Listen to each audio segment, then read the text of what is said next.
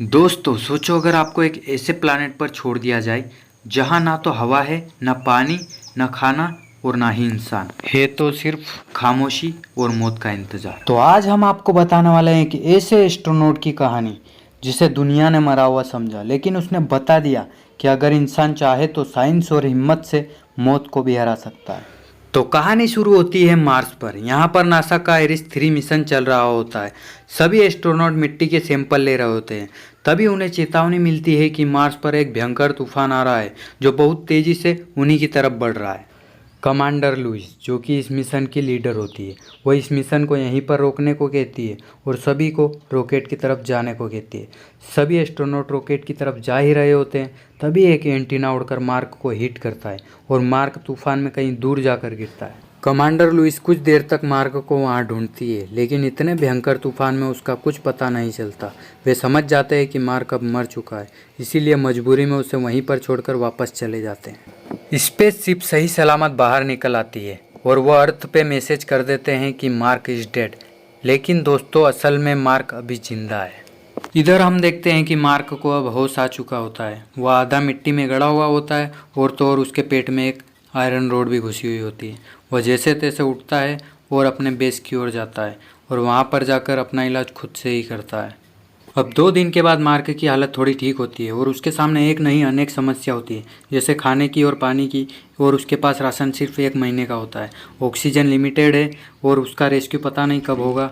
और तो और नासा को अभी ये भी नहीं पता है कि वो जिंदा है या मर गया। मार्क दुखी होकर अपनी डायरी में लिखता है, हाय आई एम मार्क वेडनी और मैं यहाँ मार्स पर अकेला हूँ।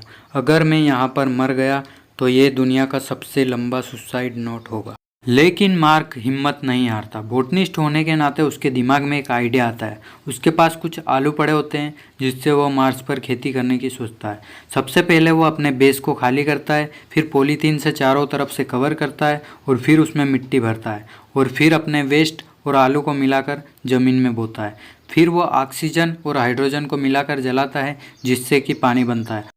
यह देखकर मार्क बहुत खुश होता है और खुशी के मारे चिल्लाने लगता है। तभी वहाँ पर एक रिएक्शन होता है और एक छोटा सा ब्लास्ट हो जाता है। मार्क तब भी हार नहीं मानता और वो फिर से हेलमेट पहनकर जाता है और इस बार वो पानी बनाने में सफल होता है। और फिर हम देखते हैं कि कुछ दिनों के बाद मार्क के आलू के पौधे निकलना शुरू हो जाते हैं। इधर अर्थ पर नासा के साइंटिस्ट मार्स की सैटेलाइट इमेज देख रहे होते हैं। तभी उन्हें कुछ चीज़ नोटिस होती है। कुछ इक्विपमेंट इधर से उधर शिफ्ट किए गए होते हैं।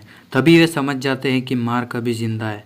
पूरे अमेरिका में खुशी की लहर दौड़ उठती है और नासा के साइंटिस्ट मार्क से कांटेक्ट करने की कोशिश करते हैं। इधर मार्क अपने कंप्यूटर में कुछ रिसर्च कर रहा होता है। तभी उसे कई साल पहले लॉन्च किए गए पाथ फाइंडर के बारे में पता चलता है, जो कि मार्स पर ही होता है। मार्क फटाफट उसकी लोकेशन निकालता है और फिर उसे ढूंढने निकल जाता है। फाइनली मार्क को वो मिल जाता है, जो कि आधे ज़मीन में गड़ा हुआ होता है। मार्क फटाफट उसके आसपास की मिट्टी हटाता है और उसे बाहर निकालता है और फिर अपने रोवर पर लोड करके अपने बेसमेंट के पास ले आता है। मार्क उसे रिपेयर करता है और फिर नासा से कांटेक्ट करता है। नासा वाले उसे एक कोड देते हैं जिससे कि रोवर को हैक किया जाता है। मार्क फटाफट उस कोड को रोवर में डालता है और रोवर को हैक करता है और फिर फाइनली वो अपना पहला मैसेज नासा वालों को करता है, सरप्राइज, मैं अभी जिंदा हूँ। नासा वाले मार्क को कहते हैं कि चिंता मत करो, हम तुम्हें बचा लेंगे। लेकिन उन्हें समझ में आ जाता है कि रेस्क्यू करना इतना आसान नहीं होगा। सप्लाई भेजने में महीनों लग जाएंगे और मार्क के पास इतना खाना भी नहीं है। अब कुछ दिनों के बाद नासा वाले एक मिशन लॉन्च करते हैं जिसमें कि वे मार्क को सप्लाई भेज रहे होते हैं। सभी की नज़र उसी रॉकेट पर टिकी होती है। वह रॉकेट कुछ दूर ऊपर अंतरिक्ष में जाता है और वहीं पर फट जाता है। सभी लोग यह देखकर बहुत दुखी होते हैं। इधर मार्क के साथ भी बड़ा हादसा हो जाता है। उसके ग्रीन हाउस में टेक्निकल प्रॉब्लम आ जाने के कारण वहाँ भी बड़ा ब्लास्ट हो जाता है, जिससे मार्क की सारी आलू की फसल बर्बाद हो जाती है। मार्क यह सब देखकर बहुत दुखी होता है और फिर नासा वालों को मैसेज कर कर उनके मिशन के बारे में पूछता है। नासा वाले बताते हैं कि उनका भी मिशन फेल हो चुका है। ये सब सुनकर मार्क खुद को रोक नहीं पाता और कैमरे के सामने अपना गुस्सा निकालने लगता है। वो कहता है कि मैं मार्स पर अकेला हूँ और ये ग्रह मुझे मारने की पूरी कोशिश कर रहा है, लेकिन सुन लो, मैं हार नहीं मानूंगा। अब मार्क के पास ज़्यादा टाइम नहीं है, इसीलिए नासा वाले एक रिस्की प्लान बनाते हैं। मार्क की जो पुरानी टीम है उसे अर्थ की ऑर्बिट में आना होगा और सप्लाई लेकर वापस मार्क को बचाने जाना होगा। इधर नासा का मिशन फेल होते देख चाइना के साइंटिस्ट उनकी मदद करने की सोचते हैं और वे नासा वालों से संपर्क करके उन्हें बताते हैं। नासा वाले भी उनकी बातें मान जाते हैं। अब कुछ दिनों के बाद नासा अपना नया मिशन लॉन्च करता है, जिसमें कि वह चाइना के यान के द्वारा सप्लाई को अंतरिक्ष में भेजते हैं और वहां पर कमांडर लुइस अपनी टीम मेंबर के साथ उस सप्लाई को कवर करती है और फिर मार्स की तरफ निकल जाती है अपने दोस्त को बचाने के लिए। अब कुछ महीनों की यात्रा के बाद कमांडर लुइस अपनी शिप के साथ मार्स की ऑर्बिट में आ गई होती है और यहाँ पर नासा वालों ने मार्क को अपने रॉकेट से 5 सीटें और ऊपर का हिस्सा निकालने को कहा होता है। मार्क ये सब निकाल ही रहा होता है, तभी वह नासा वालों से कहता है, कांग्रेट्स नासा, अब मैं इस दुनिया का सबसे महंगा कबाड़ा हूँ।